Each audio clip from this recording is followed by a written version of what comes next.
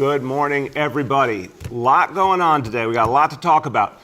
And so much of it is about New York City coming back, New York City recovering faster all the time, ahead of schedule, in fact. And here is some evidence, if there's one thing we love as New Yorkers. Now, he's not from New York City. Okay, I'll admit it. But a lot of songs are about New York City. And I know he loves this place so deeply. Bruce Springsteen is back, New York City, coming back to Broadway, and that means Broadway's back, earlier than expected, ahead of schedule. This is amazing. He's reviving his show, Springsteen on Broadway, not September, not August. And for those offenders specifically, it's not a matter of if, but when we will come calling. Thank you for the partnership, sir. Thank you for the leadership within the NYPD as well as HIDA. Thank you for everything. You help my job be more successful every single day. Thank you. Thank you very, very much, John. I like your statement. It's not a matter of if, but when you'll come calling. I think that's a very clear and powerful statement that anyone trafficking in illegal guns will be caught. I really want all New Yorkers to understand this, the great work of the ATF, the work of the NYPD. It is more than any time in history a matter not of if, but when that criminals are caught, and particularly those who are creating such danger to New Yorkers. So that's really good news. On a lighter note, I want to say, John, I admire you for many reasons, but I also want to say to everyone, remember, his name is spelled D-E, not D-I. There's a big issue out there. You know, D-I is the majority out there in the Italian-American community, but we stand up with the D-E proudly. Yes, sir. And I'm honored to be on your team. And thank you for being on our team and working so closely with us. Thank you, sir. Now, John has a great partner in the leadership of the NYPD. I want you to hear this about John Miller as I introduce him. He's a modest man, John Miller, but he really has so much to be proud of, and I'm so appreciative of him. For 8 years, he has led the way protecting New York City from terrorism, foreign and domestic. And he's also, in the last few years, really oriented his division to focus on a number of domestic challenges, whether it's hate crimes or ethnically focused violence, or of course the scourge of illegal gun trafficking. A lot of New Yorkers are alive today because of the work of John Miller and his team. So it's my great, great pleasure to introduce our Deputy Commissioner for Intelligence and Counterterrorism, John Miller. Thank you, Mr. Mayor, and also thank you for those kind words. So we threw out a couple of acronyms here, the CJIC, which is the Crime Gun Intelligence Center, but also HIDA, which is the High Intensity Drug Trafficking Area Program. That's where the CJIC sits with ATF and NYPD, and that's run by your good friend, Deputy Commissioner Chauncey Parker, who brings federal and city resources together in law enforcement in one place. So the New York ATF Gun Intelligence Center is a key new program for us. It's an incredible partnership. It allows a seamless flow of information that we haven't seen before. It allows us to get to the sources of those guns. Where are they coming from? What are the states? What are the outlets? Who are the licensed firearm dealers? It helps us identify the traffickers and their routes coming into the city. It shines a light on some of those key things that are important when you're tackling rising gun violence, but it also helps us enhance the gun arrests we're making. We have record numbers of gun arrests this year. In the first 3 months of this year, I think more than we've seen in 25 years. That's a good thing. It shows that the police officers are out there, they're engaged, and that they're fighting gun violence. But it also allows us, because every gun tells a story. You know, when you get that gun and we run it through the Gun Intelligence Center here, the Crime Gun Intelligence Center, when that gun's connected to a crime, and I think it makes a difference when you say to a prosecutor or to a judge, yes, this is a gun arrest, but the gun that this person is arrested with has been matched through the other technology that ATF gives to us to 3 other shootings and a homicide. So that's important. Again, every gun tells a story. Every bullet tells a story. Every shell casing tells a story. And ATF technology helps us bring that all together. We talk about stray bullets. There are no stray bullets. There are stray dogs, but every bullet has an owner, and that's the person who fired that shot. and those are our targets in the city. And as John described it, this partnership has opened new doors, new windows, new vistas into the intelligence that helps us make more effective cases and enhance the arrests we're already making. Mr. Mayor? Thank you so much, John. And this work is going to make a crucial impact on the streets of New York City. This kind of coordination and partnership is how we get the guns off the streets. Now, as we focus on these efforts, we also need to take a moment to remember those we've lost. I had a really painful, poignant moment the other night with the family of Justin Wallace in their living room in the Rockaways, feeling the pain of the loss of their child. Justin Wallace would be 11 years old today. This would have been his birthday. His sister showed me the text that they sent back and forth. He had wonderful, beautiful plans for his birthday, which friends he wanted to come to his birthday party, where he wanted to go. He was planning for a joyous moment. Now he's gone because of gun violence, because there are too many guns out there, because there are people who don't care about human life and who need to be apprehended, who should not be out there with a gun. So we're going to remember Justin Wallace. I want you to keep his parents, Aretha and Albert, in your prayers, and his whole family. And let's resolve to get guns out of this city once and for all. With the help of the federal government, we can do things we've never done before, and we will. Okay. Every day we go over indicators. Let me go over today. Again, we've had a lot of good news lately. Continues to be really solid, really strong, and people continue to get vaccinated. I gave you those numbers at the beginning. The way to keep driving down these numbers is more and more vaccination. So we need everyone keep the pedal to the metal. We gotta keep going. Number one, daily number of people admitted to New York City hospitals for suspected COVID-19. Today's report, 81 patients. Confirmed positivity, 16.05%. Hospitalization rate per 100,000, 0.44. Number two, new reported cases on a 7-day average. Today's report, 217 cases. And number three, percentage of people testing citywide positive for COVID-19. Today's report on a 7-day rolling average, 0.71%. Excellent number. Okay, I'm going to say a few words in Spanish, and I want to go back to the collaboration with the ATF, the work of getting guns off our streets. La policía está haciendo más arrestos por armas ilegales y vamos más allá para mantener la seguridad de la ciudad de Nueva York. Nuestro departamento de policía está trabajando con agencia federal que lucha contra el tráfico de armas para mantener las armas ilegales fuera de las calles. Así es como ponemos fin a la violencia armada en la ciudad de Nueva York y salvamos vidas. With that, let's turn to our colleagues in the media. Please let me know the name and outlet of each journalist. Good morning. We will now begin our Q&A.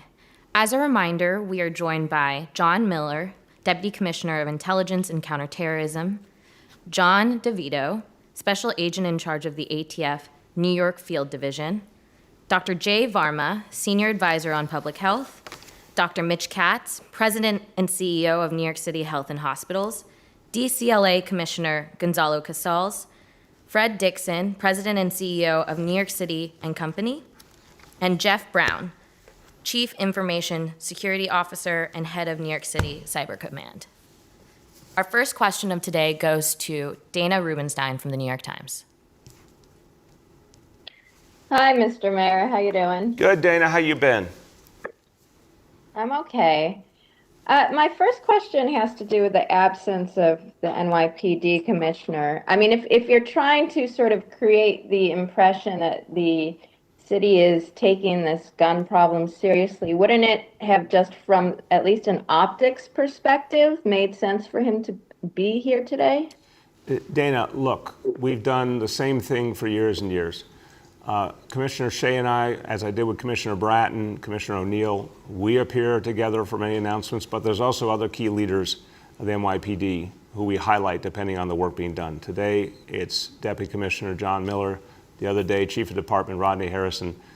Many times, it's been me and Dermot Shea together. We were together at Wagner Houses recently. We were together announcing police reforms. It all is one team fighting in common cause. So we bring out the person who's going to best speak to the specific subject matter. No question in my mind that this is a crucial moment, talking about this partnership, unprecedented. And I do want to give John Miller credit because he was one of the people who helped pull this together, and I wanted the people in New York City to hear from him about it. Go ahead, Dana. Thanks. And then on another note, a bill that would allow gun manufacturers to be sued under the state's nuisance law passed the Senate last week, and it looks poised to pass the Assembly today. What do you think about the bill, and would you file a lawsuit if it becomes law? I want to see the exact bill language. You know, all the bills were finalized yesterday late in Albany, so we're analyzing the bills right now. But basically, I personally feel that there are real issues in this country with holding gun manufacturers accountable. I think we need tougher laws. I think there are situations where lawsuits are appropriate. But let me look at the exact language and then I can tell you more. Our next question goes to Sean from the Daily News. Yeah, good morning, Mr. Mayor. Thanks for taking my question, as always. I wanted to ask about the hack that we reported on yesterday. I know you spoke a little bit about it yesterday on New York One. You said the hackers didn't demand a ransom. So can you say what, at this point in time, your understanding of why the hackers did what they did is? Yeah, in a moment, I'll turn to Jeff Brown, who heads our cyber command, and he and his team have done a great job protecting New York City in a really difficult environment, an ever more difficult environment. But at this point, we're constantly investigating this. Cyber Command working with NYPD and other partners. To this hour, we have not seen information compromised or a ransom demand. But again, Sean, this is an evolving investigation and very complicated subject matter. So we're going to keep people updated as we get more information. Let me have Jeff Brown give us a quick update.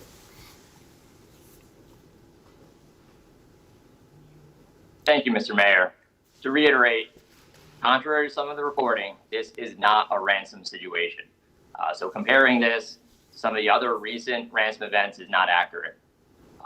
And we do fully expect the law department, IT environment will be securely reestablished promptly so the law department can get back to the business of serving New Yorkers.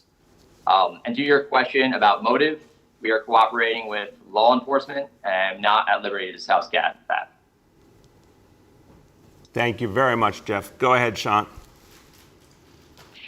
So thanks for that. I mean, I appreciate it's an ongoing investigation. You don't want to speculate about the motive, but this attack did come when White House officials have been warning businesses, localities about an increase in attacks. Just any thoughts about this attack on the law department in the bigger context? Is it your feeling that the city could be facing this increased barrage in hacking that the White House has been warning about? Oh, I'm very concerned. I'll give Deputy Commissioner Miller a chance to speak to this as well. Look, Sean, there are enemies of this country that clearly would like to get at our nation's largest city. There are folks trying to take advantage in terms of ransom. It's a very tough, complicated environment out there. We take this very seriously. We're in a state of high alert. We built up our cyber command capacity years ago, anticipating this environment. But I think people should realize this is something that's going to be with us for quite a while, and we're going to have to do a lot to focus on it and constantly protect ourselves. Deputy Commissioner, you want to add? Sure. So the NYPD works very closely. The Intelligence Bureau has supervisors and detectives over at the FBI's Cyber Task Force, where we tackle these complex cases, many of which have foreign roots. The Detective Bureau is there too. So we were looking at this from the moment it came to the city's attention.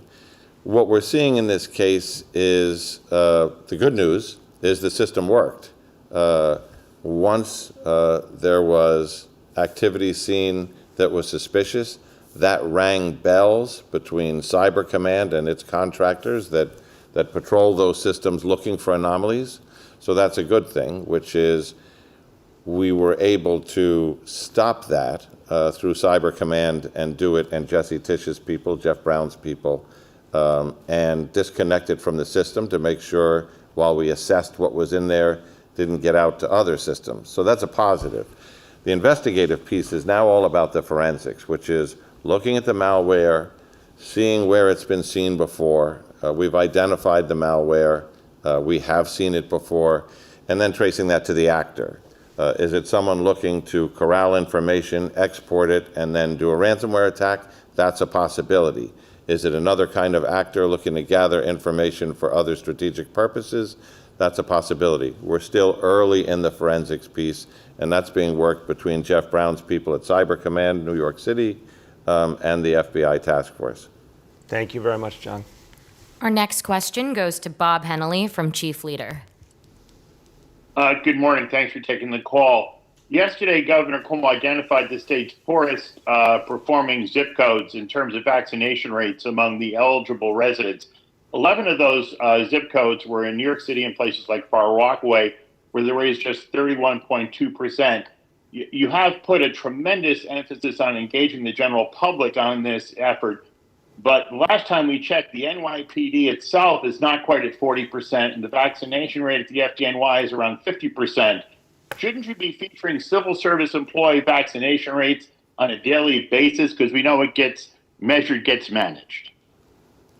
Bob, it's a fair question. I think we understand right now that there are, and this is what the research is showing. I mean, the research nationally, locally, our experiences out in the field, hundreds of thousands of interactions with New Yorkers. There are many, many people right this minute willing to get vaccinated, whether they're in public service or they're civilian. There are so many people ready to get vaccinated. Our job is to reach them, make it convenient, make it easy, give incentives, answer questions, whatever it takes. And clearly you can see the numbers keep growing substantially every day. So, I think there's a bit of a coalition of the willing dynamic right now. We want to go to the folks who are ready or are almost ready or need it to be a little easier and keep building up progress there. Folks who are not yet ready, I appreciate and understand that. It means we just have more work to do. So I'm not against putting up numbers, but I also want to recognize that folks who are uniformed service, they've been given a lot of encouragement, a lot of information. If they're not yet ready, they're not yet ready. It's our job to keep working. Go ahead, Bob. Yes, thank you. As you know, the pandemic was quite a traumatic event for the civil service. I guess close to 400 individuals died and thousands are dealing with some kind of long-term complications. There's been a lot of, there was initial optimism when there was discussion of early retirement for folks. That's kind of worn off a bit, and we did get something forwarded to us by a UFT member, a flyer which said, quote, "We are disappointed to inform you that despite our efforts, City Hall has refused to offer an early retirement incentive for any DOE employee this year. Under legislation passed in Albany in April, the city had until May 31st to finalize details of an early retirement incentive program with UFT and failed to do so." Now, we have done our own investigation and spoken with the Assemblyman Abadi, one of the sponsors of that legislation, and that may not be correct. But you give us the status of what early retirement is going on. Is it based? We know that you have a lot of discretion here. Is it part of the negotiating that goes back and forth with unions? Just where is the status of that? Because a lot of people have already been through a lot and are looking for some kind of resolution. Yeah, Bob, and I feel for anyone who's been through the pain of this crisis and their families. I feel for them. But we also have a job to do as New York City, and we need our public servants. We are now deeply in the recovery phase. We have beaten back COVID effectively.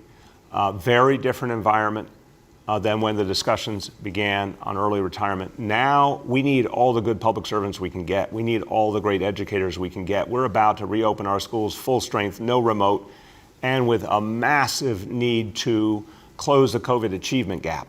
So let's be clear, the situation has evolved rapidly, and we need every good public servant front and center to bring this city back and serve our people. So we're always going to work with our public servants, trying to address their personal needs. But right now, the folks who do so much for New York City, we need them more than ever. Our next question goes to Henry Goldman from Bloomberg. Hello, Mr. Mayor. How are you doing today? I was hot and sweaty before I came into City Hall, but now I'm feeling cool, calm, and collected, Henry. Okay, great. How you doing? How are you?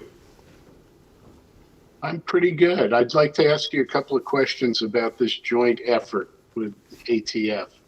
You said that the officers will be designated as federal agents. Is that correct? They'll basically be under the jurisdiction of which agency? The federal agency or the city agency? And who might be liable if there's any kind of untoward incident involved with this? So let me open and then turn to John DeVito and John Miller. Henry, I want you to think about the Joint Terrorism Task Force, which has been extraordinarily effective, where officers and officials of different agencies, different state, local, federal, come together. Here's a variation on a theme where we're going to have our officers working with the ATF very closely, the ability to share information, the ability to sort of cross-register and do work together, one team. That's something we've been needing. That's going to be a powerful step forward. We're still going to hold all of our employees accountable as always. But the notion of the information flowing and the teamwork being intensified, because when you're tracing guns, time really matters. This is going to allow us to revolutionize that approach. So we turn first to John DeVito and then John Miller. What he's getting at, sir, is basically the task force officer program, which is a tried and true strategy that we've been utilizing and relying on for many, many years. The most important part about that is that it actually provides protection to the law enforcement officers acting under color of law of the federal agency that they're assigned to and they're working with. So literally all we're doing is saying this detective who has that street expertise and that subject matter expertise in the area that we're looking at on the federal side, we're going to provide them the coverage that they need to operate in areas that they may not fit into local jurisdiction necessarily, and vice versa. So it's all about the protection and the coverage of scope of responsibility and authority. We work together with law enforcement officers from every federal, state, local agency in the state on a daily basis. In certain situations, we simply take it a step forward, and we actually have these individuals deputized under the federal authority that they'll be investigating while we're working on the task force concept. So everybody will act as professionals and do their job to the best of their ability to protect the citizens of this great state. Thank you very much, John. The only thing I would add to that, which was a very good civics lesson on how the task force officer program works, is, the New York City police officers and detectives who are assigned to these task force don't just become federal agents. They stay New York City police officers who can enforce state law, who can enforce New York City law. But they also have the power to act with their federal partners, investigate federal violations, put together those cases that they can bring to federal court. So from an enforcement standpoint, especially if you're talking the gun business, it gives you a lot of options, whether to exploit the federal gun laws, which may be better in one case, or the state gun laws, which may be preferable in a different situation. It gives us important options in these cases. Thank you. Go ahead, Henry. Okay, thanks for all that. Now the question is, the feds, you mentioned Joint Terrorism Task Force. We've got gang activity that's investigated by both the city and the feds.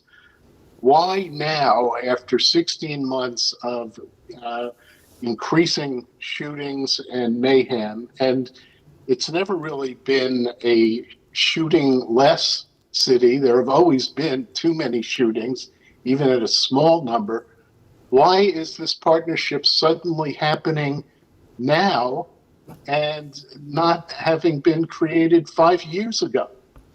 So, Henry, I'll turn to John Miller on that, but just want to emphasize, throughout 2020, we all had to deal with job one, which was fighting back COVID.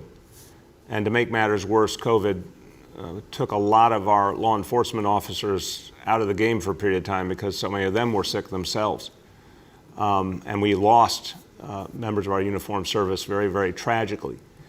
So we have been, since the beginning of COVID, having a focus on, first and foremost, defeating COVID, saving lives, then dealing with unprecedented crime dynamics here, and we've seen it around the country, trying to bring the city back, trying to bring our economy back. A lot of moving parts, but one of the things that we've all been very devoted to is we have to do a lot of things differently as part of that.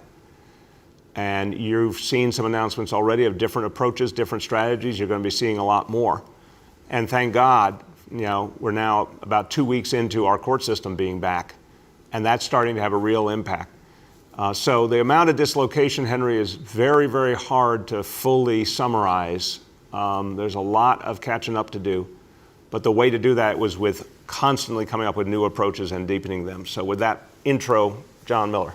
So, Henry, actually an interesting question, a good question. There's been an ATF Crime Gun Intelligence Center in New York probably for 25 years. I was at the opening of it in 1995 with Jack Maple. So why did it take us this long to get to where we are? A lot of that just traces back to John DeVito, who is a very forward-leaning special agent in charge who came here and asked all those questions about, well, how do we do it? And why do we do it that way? And if that's the way we always did it, how could we do it better, faster, sharper? And I give him a lot of credit for breaking down the barriers to get all these people in one room and in NYPD space, which is not always the way the federal government goes in this. But there's a logic to it, and the logic is this. In every precinct, the Intelligence Bureau has that field intelligence officer. That person's job number one is to identify who are the drivers of gun violence, where are those guns, and how do we reduce that in the precincts, in the housing commands, in the transit districts. That's what the FIOs are there for. The hub is at the Intelligence Bureau located in Haida, and the question was, rather than think about that question about, well, we have this investigation, it involves guns, maybe we want this trace, or maybe we have this question, let's call the Gun Intelligence Center at ATF, the Crime Gun Center, and run this data. It's so much easier if that hub is there, and when you have that thought, you just turn to the ATF agent next to you, or that analyst, and say, hey, this is my question, can you run that data right now? And B, and this is the key, when that agent or analyst turns back to you and says, that's a good question, but there's 3 more questions you should be asking that I know from my experience in investigating guns, gun traffickers, the gun market, that they add that value. So we're doing something we've been doing for a long time. We're just doing it much better. Amen. Go ahead. Our next question goes to Jillian Jonas from WBAI Radio. Hey, Mr. Mayor, how are you doing? Good, Jillian. How you been? I'm okay. I hate this weather. You are not alone, Jillian. I know. I was going to ask you something about adding the Ramones to the music loop, because it's about time the Queens boys get recognized, but another time. Last year, I asked you about the Soho rezoning because the length of time that DCP put into the Envision Soho report, 30 meetings, 6 months, and then they came around with just the idea that more study needed to be done, and because it was so complicated. Then there was a sudden push to get it done, and the opponent said it was because the city wanted to get it done while you were still in office. That was denied, but yesterday a judge ruled that the city, first that a motion to dismiss was granted because there were significant issues in the rezoning process that were problems and insufficient notification, but also DCP admitted that they were trying to get it done while you're still in office. So is there going to be some kind of new timeline for the upzoning for this historic district? Well, Jillian, look, I'll certainly comment after we've analyzed the recent activity in the court, and a lot of times, as you have seen, there are many, many decisions by a court in the course of a process, and what you see one day is not necessarily what ends up happening a few days later. So, we are still intending to find a way to move this forward. It is an opportunity to do a rezoning in a community that has been more privileged, exactly the kind of place I want to see more affordable housing. It's a place where we can do a much better job of creating retail jobs, for example, for everyday working New Yorkers. I think it's the right thing to do to get it done. But when I get more of a briefing on the legal situation, I'll be able to update you. I'll have our team update you. Go ahead, Jillian. Okay, well, speaking of affordable housing, there's a lot of criticism of the upzoning, and one of them, and I promise not to go into all of the serious ones, one of them is that it incentivizes developers to demolish historic and low-rise buildings, which are often the homes to rent-regulated tenants. So there's going to be the sense, I guess, that there's a net loss of affordable housing and diversity, and that there are so many loopholes in the plans that the actual affordable housing that you're trying to create will not materialize. There's the community facilities issue in NYU.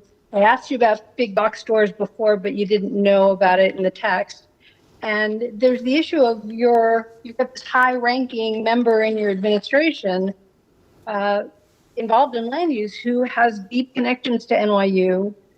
I think her husband does as well. Hers are to the real estate part. And there's a potential for the conflict of interest. And of course, the optics are bad. So is this something, and I guess you kind of answered this before, but is this something that you would consider going back to change, especially because of your deputy mayor's position? Look, a fair point, Jillian, to always ask, is there any potential conflict or semblance of conflict? Anytime where that's a concern, it's easy for people to recuse, and I'll check the status of that. But look, I think the bottom line, you raise a really important point, and I appreciate it, and I know your questions are always really earnest.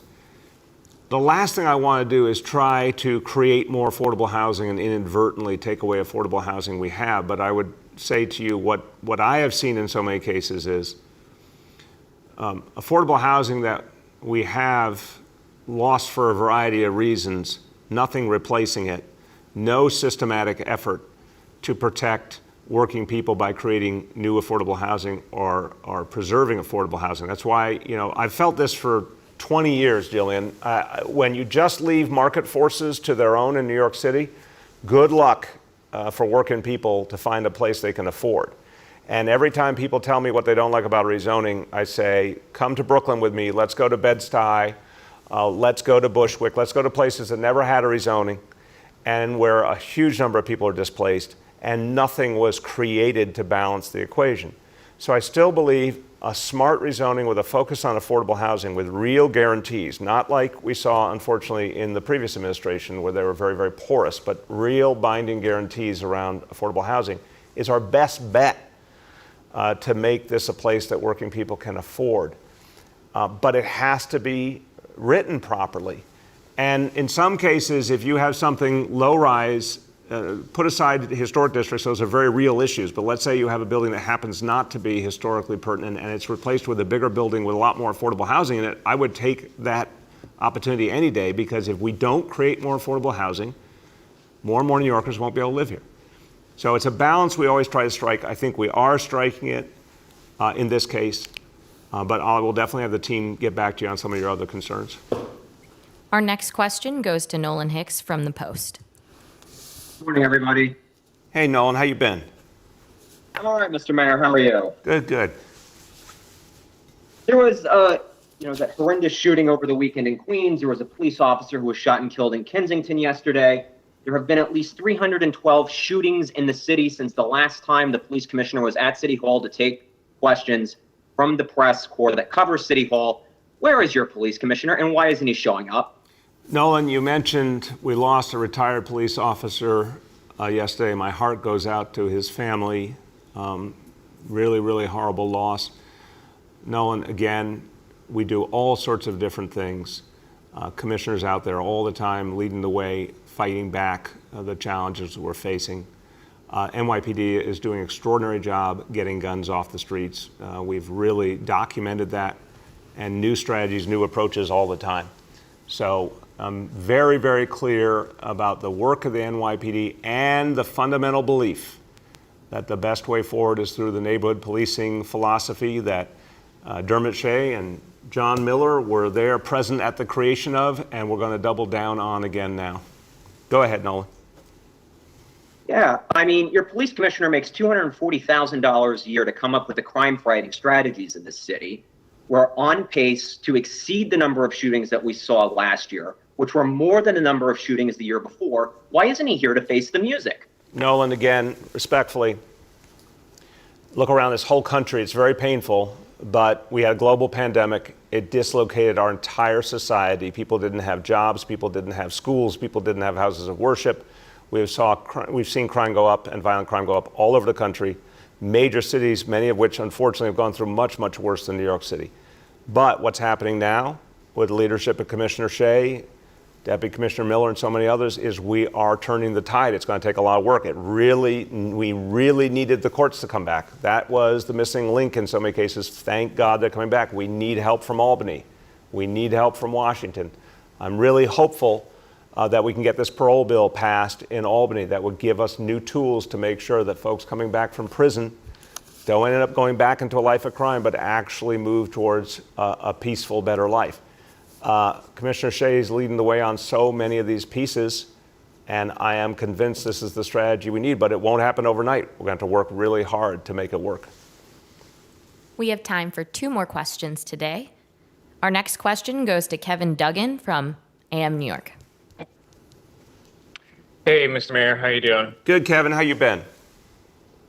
Doing well. I'm following on a string of questioning that I had from my Brooklyn paper days. You mentioned a few months ago that you come up with a specific plan or talk specifics about the BQE by May. I just wanted to check in and see what was going on with that right now from your side of things. Kevin, I can report to you it is no longer May. We're a little bit behind. You are right. I had a meeting with Commissioner Gutman and members of our team. Initial plan we went through, and we agreed we wanted to add some elements to it. That's being worked on now. I think we'll be able to say something more in the next, hopefully, week or 2. But it's very much on the front burner. We've got to protect the BQE. We've got to make sure it will be safe and it will be viable for the years immediately ahead while we come up with, hopefully, a much bigger and more creative solution. Go ahead, Kevin. Okay, just to kind of hone in on that a bit, I guess, would you say your strategy is focused only on the city portion of the BQE, the triple cantilever section, or are you still looking at putting forward a plan that's kind of larger, the whole BQE corridor within your administration? So, Kevin, a couple different pieces. Job 1 is to protect the triple cantilever and protect the viability of the BQE for the years ahead. That's the number 1 thing I want to make sure we do. I also want us to leave a clear game plan for the next administration, looking at the bigger picture. We'll have ideas that we think are the most viable, but we also might present multiple options so that we give the next administration those choices. But we got to do both. We got to secure the immediate challenge and then situation, make sure the immediate situation is addressed and then project solutions that would be for the big picture. Our last question for today goes to Ruvain from Hemodia. Good morning, Mr. Mayor. How are you? Good, Ruvain. How you been? Good. So I would like to follow up on these questions about why the commissioner's not here. When I interviewed him in September, I asked him about the fact that he was not at press conferences for 5 weeks during the height of the Black Lives Matter protest last summer. And he said, if I was invited, I would be there. And I asked him why he wasn't. And he said to me, quote, "You have to ask the mayor," unquote. So why, apparently he has not been invited to these press conferences. Why not? Again, Ruvain, people can ask questions in the negative. I'm going to answer in the positive. We put together the lineup to speak to each situation. We do that with every issue, every agency. Commissioner is out there leading the way with the NYPD. He was out with the family of Justin Wallace yesterday. The whole city watched as he went to support that family, and that was deeply, deeply appreciated. He's in many different venues where he speaks to the issues. I think this is a little inside baseball with all due respect. We are doing what we got to do to set the strategies in place to get past this really tough moment in our city's history, and we will overcome it. Go ahead, Ruben. Scott Stringer tweeted yesterday from his controller account that he audited the sanitation department, that they failed to follow procurement guidance and awarded a $14 million COVID emergency food contract to an inexperienced, ineffective vendor with a recent criminal conviction, unquote. Of course, the sanitation commissioner at the time, and also the food czar's Catherine Garcia, who happens to be Stringer's rival for mayor. I'm wondering, many people feel that Stringer's using the controller's office now as a way to hit out a rival in his race. I'm wondering what you think of this. Do you think there should be an investigation about a conflict of interest? Well, look, the underlying issue is real.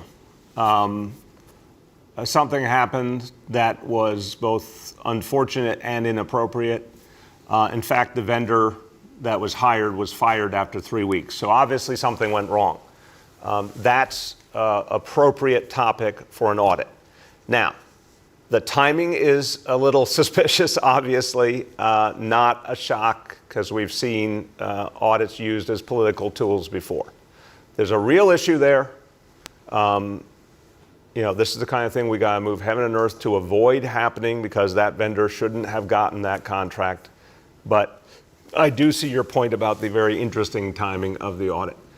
The bottom line is, we're going to make sure these issues are corrected and move forward. And with that, I'll conclude and say, look, this city's recovery, to me, what we're seeing now every day, I have the real privilege of reporting to you the facts, all of you, the people in New York City, what we're seeing happening. And just in the course of today's press conference, being able to show you the many, many areas where we're making great progress in this city. Even things we never would have expected, like tourism coming back this quickly. We should be proud as New Yorkers of the comeback we're making. We've got a lot more to do. We all know that every single additional New Yorker gets vaccinated fuels that comeback. So I'm going to be a good broken record and keep saying, if you like hearing about New York City's recovery and the summer in New York City and all the possibilities ahead, help us out. If you haven't yet gotten vaccinated, if your child hasn't been vaccinated, today's the day to make that appointment. Thank you, everybody.